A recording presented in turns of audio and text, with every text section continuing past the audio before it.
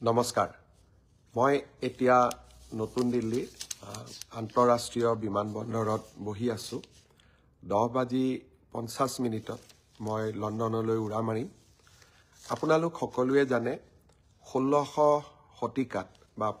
1500 শতিকাৰ শেষৰ ফালে মহাপুৰুষ শ্ৰীমন্ত শংকৰদেৱে নৰনাৰায়ণৰ অনুৰোধত বৃন্দাবনী বস্ত্ৰ সাজি উলিয়াইছিলে আৰু এই বৃন্দাবনী বস্ত্ৰখন আমাৰ অসমৰ ইতিহাসৰ বা আমাৰ সভ্যতাৰ এক অমূল্য অংগ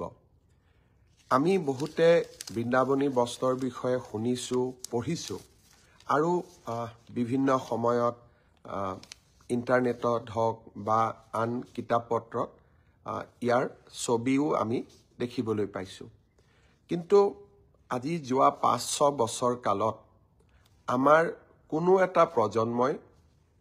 এই বৃন্দাবনী বস্ত্ৰখন স্বচক্ষুৰে বা সন্মুখৰ পৰা দেখিবলৈ পোৱা নাই অৱশ্যে যিসকলে কেতিয়াবা লণ্ডনৰ মিউজিয়ামত গৈছে কেতিয়াবা পেৰিছৰ মিউজিয়ামত গৈছে হি এটা সুকীয়া কথা যোৱা কেইবছৰমান আগতে ময়ো লণ্ডনৰ মিউজিয়ামত এই পবিত্ৰ বৃন্দাবনী বস্ত্ৰভাগ দৰ্শন কৰিছিলোঁ বৃন্দাবনী বস্ত্ৰ বুলি ক'লে আমি চমুকৈ ইয়াকে বুজিম যে ভগৱান শ্ৰীকৃষ্ণই বৃন্দাবনত যি লীলা কৰিছিলে যাক আমি ৰাস মহোৎসৱৰ সময়ত আমি তাক বিভিন্ন ভাওনাৰ জৰিয়তে প্ৰতিফলন কৰোঁ সেই বৃন্দাবনত প্ৰভু শ্ৰীকৃষ্ণৰ লীলাক তাঁতশালেৰে মহাপুৰুষ শ্ৰীমন্ত শংকৰদেৱে এই বৃন্দাবনী বস্ত্ৰত অংকন কৰিছিল বৃন্দাবনী বস্ত্ৰত বকাসুৰ বধ কালিয়া দমন এই গোটেইবিলাক ঘটনা ইমান ধুনীয়া নিখুঁত চিত্ৰৰে সৈতে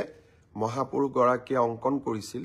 যে তাক আমি নেদেখিলে আমি বুজিব নোৱাৰো ই আমাৰ কিমান ডাঙৰ এক অমূল্য সম্পদ কালক্ৰমত এই বৃন্দাবনী বস্ত্ৰ তিব্বতলৈকে যায় তিব্বতৰ পৰা লণ্ডনৰ মিউজিয়ামত কিছু অংশ আহি পৰে কিছু অংশ পেৰিছৰ মিউজিয়ামলৈকে যায় কিছু অংশ আমেৰিকাৰ বষ্টনৰ মিউজিয়ামত আছে আৰু কিছু অংশ লছ এঞ্জেলিছৰ আমাৰ আমেৰিকাৰ লছ এঞ্জেলিছ মিউজিয়ামতো ই বৰ্তমান আছে কিন্তু লণ্ডন আৰু পেৰিছত থকা বৃন্দাবনী বস্ত্ৰ দুভাগ যথেষ্ট ডাঙৰ যথেষ্ট দীঘল আৰু আমি যি বৃন্দাবনী বস্ত্ৰৰ কল্পনা কৰোঁ তাক উপযুক্তভাৱে প্ৰতিনিধিত্ব কৰে বহুদিনৰ পৰা মোৰ মনত এটা ইচ্ছা আছিল যে এই বৃন্দাবনী বস্ত্ৰভাগ এবাৰ আমি অসমলৈ আনিব পাৰো নেকি আমি কোনেও ইয়াক সাধাৰণ যি জনতা কেতিয়াও লণ্ডন মিউজিয়ামত যোৱা নাই পেৰিছ মিউজিয়ামত যোৱা নাই আমি কোনেও ইয়াক দেখা নাই ক'ব গ'লে আমাৰ বহু প্ৰজন্ম এই বৃন্দাবনী বস্ত্ৰভাগ নেদেখাকৈয়ে এই পৃথিৱীৰ পৰা আঁতৰিও গৈছে আমি অসম চৰকাৰে অসমৰ সভ্যতা সংস্কৃতিক লৈ সদায় সজাগ আৰু আপোনালোকে দেখা পাইছে কেনেকৈ আমি 400 বছৰৰ জন্ম জয়ন্তীক লাচিত বৰফুকনক বিশ্বৰ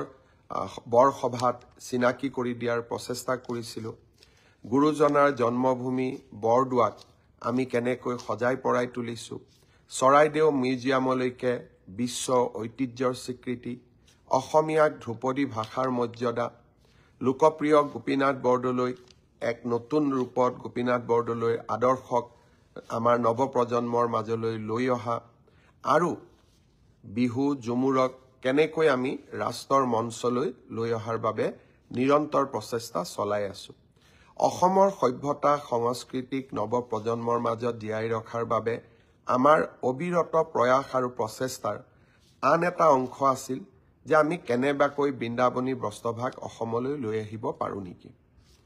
অহাকালি লণ্ডনৰ মিউজিয়ামৰ লগত আমাৰ আলোচনা আছে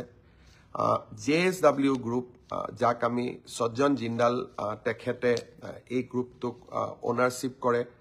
তেখেতৰ মাক অসমৰ আছিলে তেখেত বৰ্তমান হাৰিয়ানাৰ বিধায়িকা আৰু সজ্জন জিন্দালৰ অসমৰ লগত বৰ্তমান কোনো ব্যৱসায়ও নাই উদ্যোগো নাই তেওঁলোকে আগভাগ লৈছিলে যে লণ্ডন মিউজিয়ামৰ লগত অসম চৰকাৰক প্ৰত্যক্ষ সম্পৰ্ক কৰোৱাই দিয়া আৰু তেওঁলোকে দায়িত্ব লৈছে যে লণ্ডনৰ মিউজিয়ামে বিচৰা ধৰণে তেওঁলোকে অসমতো এটা মিউজিয়াম বনাব এয়াৰ কণ্ডিশ্যন টেম্পাৰেচাৰ গোটেইবিলাক থাকিব লাগিব কাৰণ 500 বছৰৰ পুৰণা টেক্সটাইল এটা এতিয়া বহুত সেনসিটিভ অকণমানো যদি গণ্ডগোল হয় বস্ত্ৰভাগ জহি খহি যাব এই গোটেই কথাবোৰ পৰীক্ষা কৰি বহুত চিন্তা কৰাৰ পিছত মোক লণ্ডনৰ মিউজিয়াম কৰ্তৃপক্ষই অহাকালি মাতি পঠিয়াইছে ভাৰতৰ আমাৰ ৰাষ্ট্ৰদূত গৰাকীও ইয়াত ইনভলভ আছে ভাৰত চৰকাৰ প্ৰধানমন্ত্ৰী ডাঙৰীয়াই এই বিষয়ে খবৰ ৰাখিছে যদি মহাপুৰুষ গৰাকী আশীৰ্বাদ দিয়ে গুৰুজনে আশীৰ্বাদ দিয়ে অহাকালি হয়তো আমি এখন লণ্ডন মিউজিয়ামৰ লগত বুজাবুজিৰ চুক্তি স্বাক্ষৰ কৰিম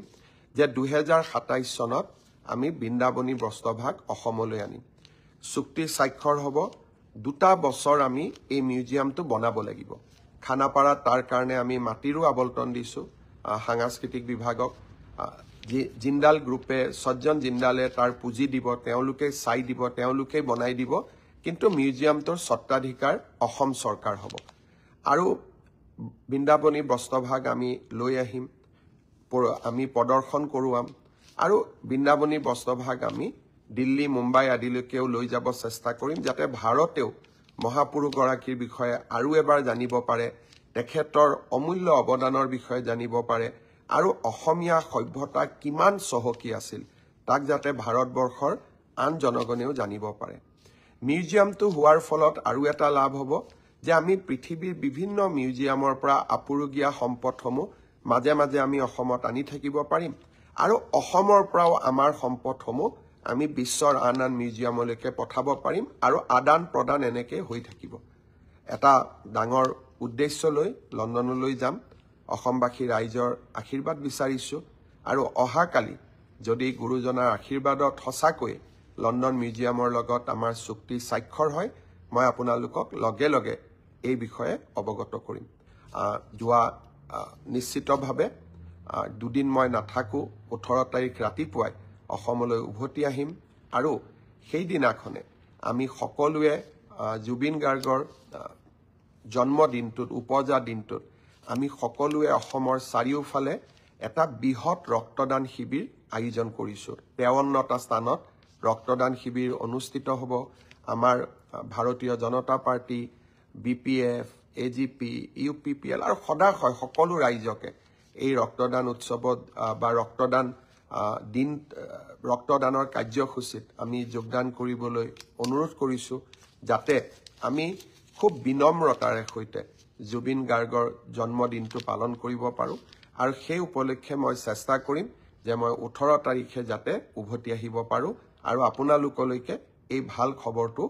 কঢ়িয়াই আনিব পাৰো পুনৰ এবাৰ আপোনালোক সকলোকে প্ৰণাম জনালো নমস্কাৰ জনালো বহুত বহুত ধন্যবাদ জয় আই অসম জয় হিন্দ বন্দে মাতৰম